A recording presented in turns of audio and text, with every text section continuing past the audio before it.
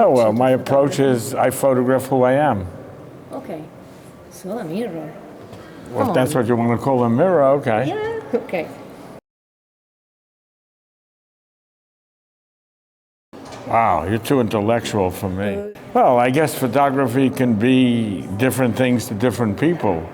For me, I photograph myself.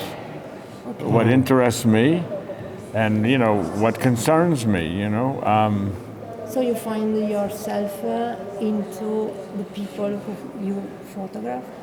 Yes and no. You know, when I go out, like for example, if I do the prostitutes on drugs, I'm just using that as a hypothetical example.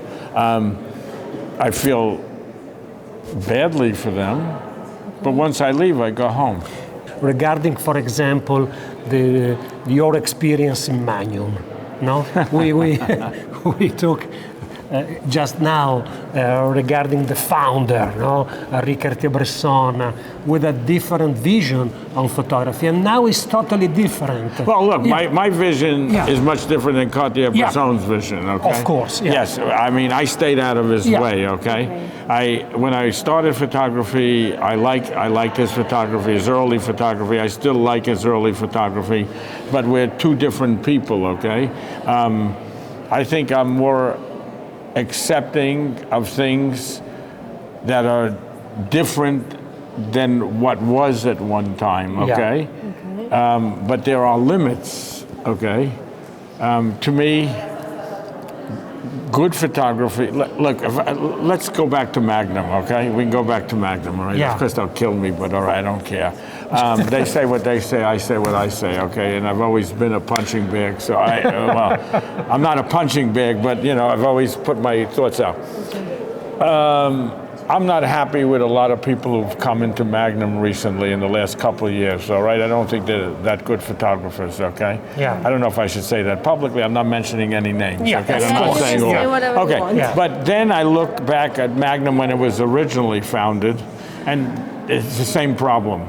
There are only a few people who are exceptional and other people are just mediocre, okay?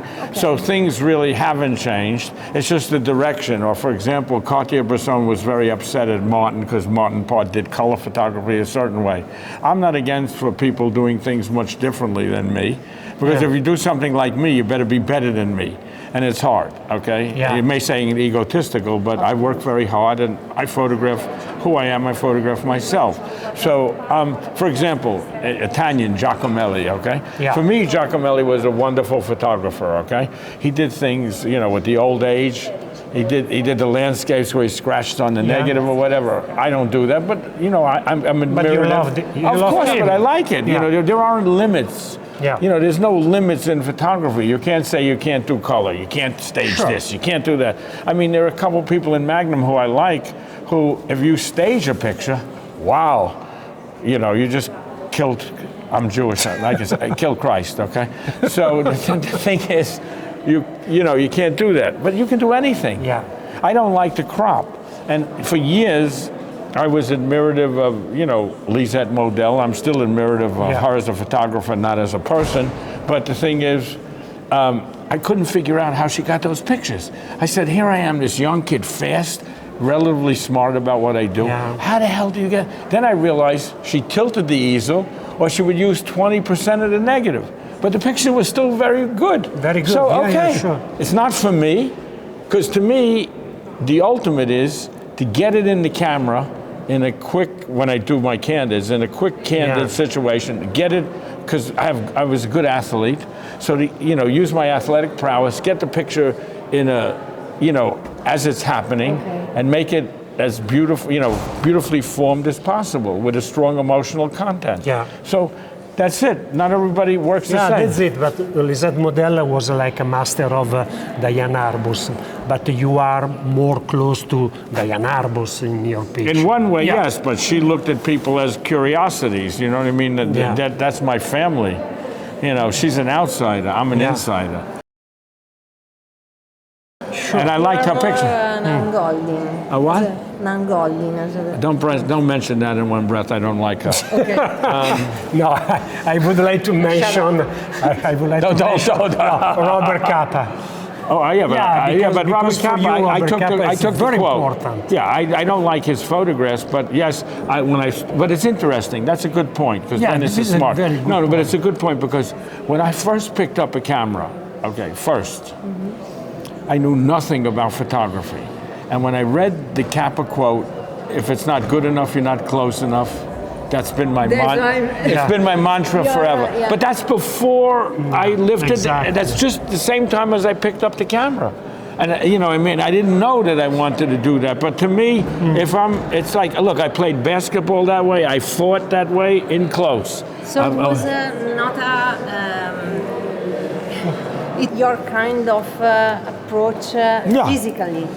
Exactly. It wasn't an intellectual. No. I'm not conceptual. Okay. No. Intellectual with because of course this photography is very clever, but the approach is not conceptual. Okay. But But di the consapevolezza. look, the thing is, before you run, you have to walk, and before you walk, you have to crawl. So when you start photography, you crawl, okay? I saw things I liked. I tried to imitate to get what I saw that I liked, you know, for me to get. And then, you know, you go further. And then you go further. And then you go, and then eventually I came to this, okay? And the flash. Yeah, well, that's the flash. The Yes, of Was course. a technical issue, or was I mean? No, it's It's a part of his project. Yeah, because in one hand there is the camera, and in other hand there is a flash. Yeah, but you see also, I'm afraid of technical things. What I mean by that is, I'm not a technician. So it took me years to use the flash from the point that I initially wanted to use it.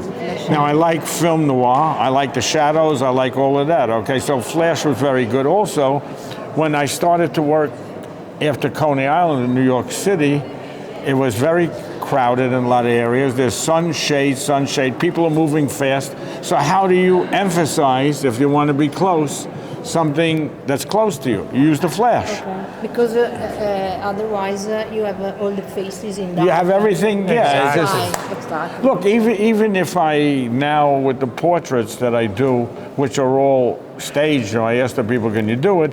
I like flat lighting. Yeah. I don't want any shadows, okay? Yeah. So you use the flash, and it's flat, you know, the way we use it. Okay. That's it.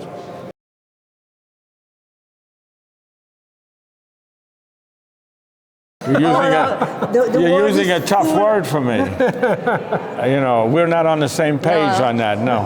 Okay.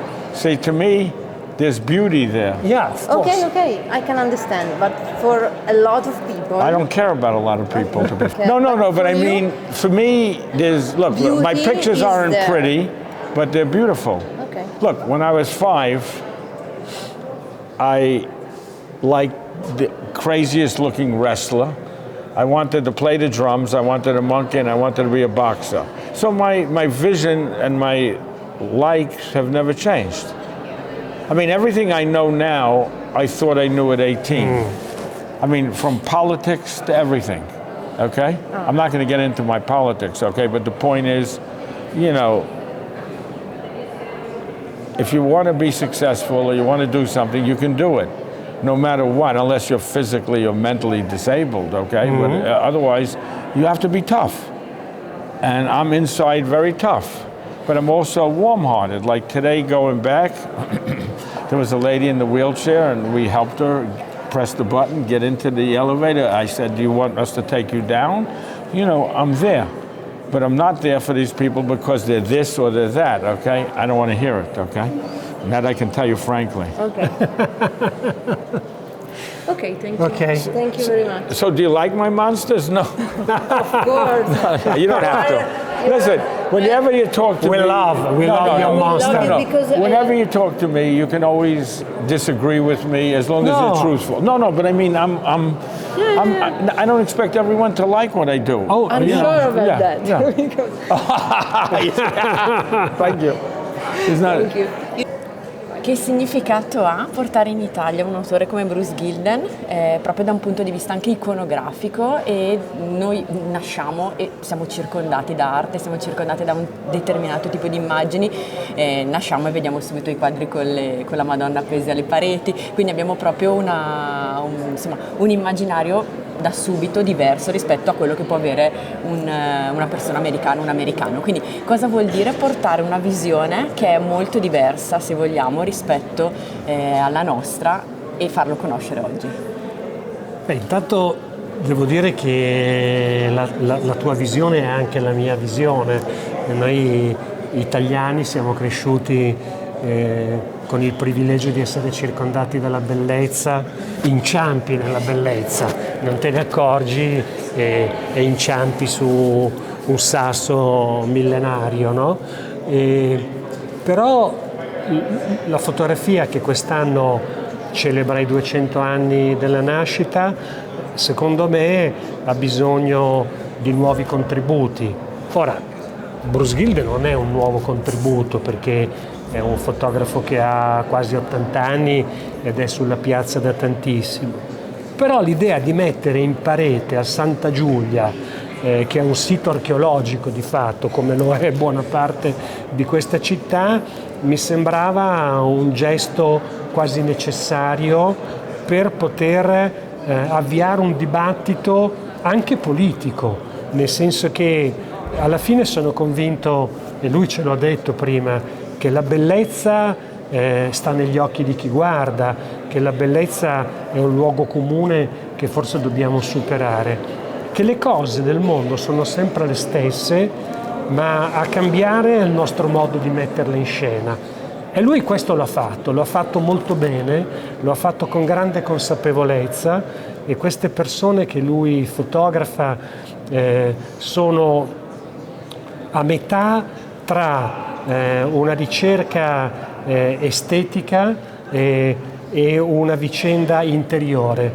Le categorie che spesso usiamo noi curatori, noi l'abbiamo usata in una mostra che abbiamo fatto quasi insieme, le 100 fotografie per ereditare il mondo, e che so che è un vostro must, mirror e window. È una categoria probabilmente oggi che si è superata da sola, e ci sono molti fotografi che vivono esattamente in mezzo a questa categoria. Ecco, io credo che lui sia così, perché dentro quelle fotografie mostruosamente belle, paradossalmente lui è sempre alla ricerca di una madre che non ha mai potuto conoscere fino in fondo, perché nasce comunque in una famiglia disfunzionale, lei venditrice d'amore, il padre è un gangster.